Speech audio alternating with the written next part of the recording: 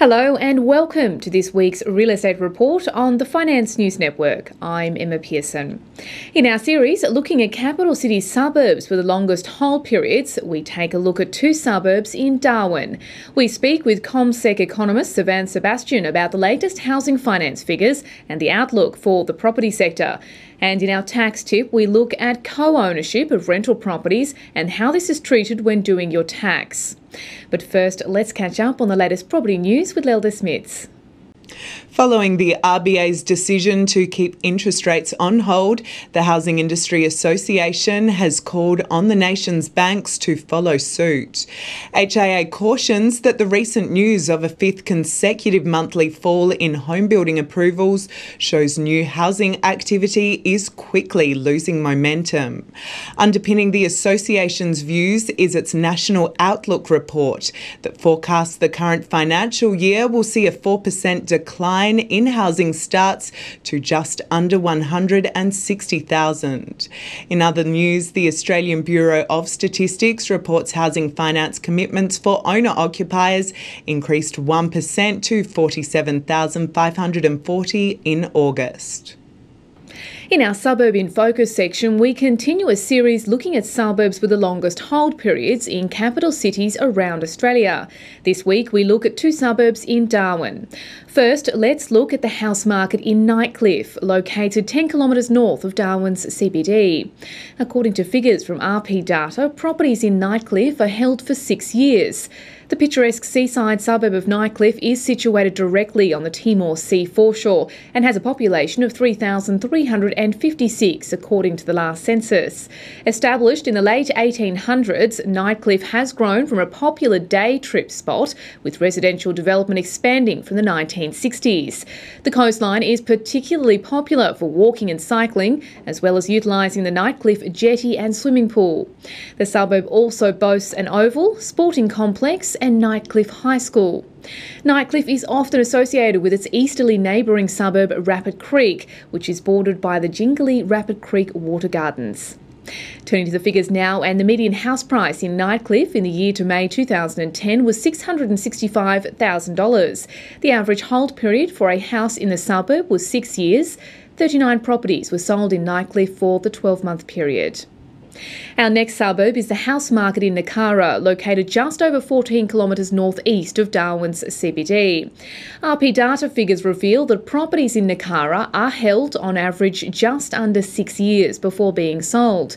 The mostly residential suburb of Nakara was established before Cyclone Tracy in 1974 and remains one of the older suburbs in the region. The last census showed 1,915 people lived in Nakara, with the area ideally positioned just 5 minutes from the Royal Darwin Hospital, Charles Darwin University and Darwin's major shopping centre, Casuarina Square. The suburb is also home to the Nakara Primary School, which is located just next to Nakara Park.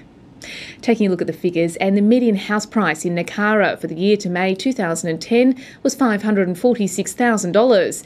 The average hold period for a property in the suburb was 5.8 years, with 31 properties sold in the 12-month period. Let's now turn to our interview, and this week we speak with CommSec economist Savan Sebastian, who gives us his take on the latest housing finance data, which showed just a 1% increase in total commitments for owner-occupiers in August. Yeah, look, I think if anything, the data today on the housing finance front highlights how soft the Australian housing sector is at the moment. We've had house prices fall for 3 consecutive months. Now you look at this data and yes, you did see a modest increase in approvals in terms of housing finance, but overall it's coming off 9-year lows. And if you look at the building sector, that's really where the weakness is. You had 10 consecutive months of construction loans going backwards.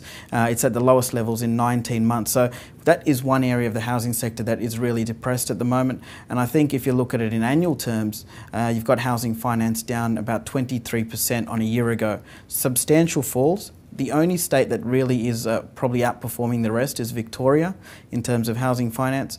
And I think that we are in for a pretty serious period of consolidation. And that's something the Reserve Bank would be happy with, given that they've been attempting to cool and slow the property market.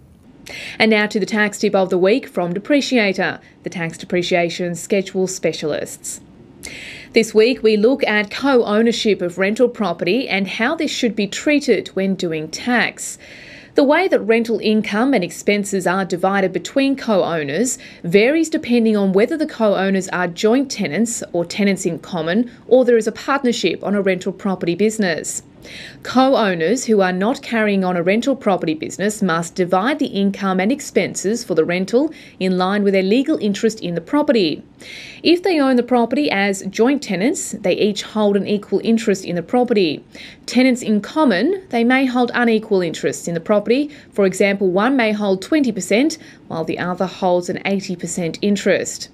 Rental income and expenses must be attributed to each co-owner according to their legal interest in the property, despite any agreement between co-owners, either oral or in writing, stating otherwise. Where you are carrying on a rental property business in partnership with others, you must divide the net rental income or loss according to the partnership agreement. If you do not have a partnership agreement, you should divide your net rental income or loss between the partners equally. And as always, remember to consult with a tax accountant or tax professional before making any tax-related decisions. And that is the Real Estate Report for Monday, the 18th of October. Thanks for joining us. I'm Emma Pearson for the Finance News Network.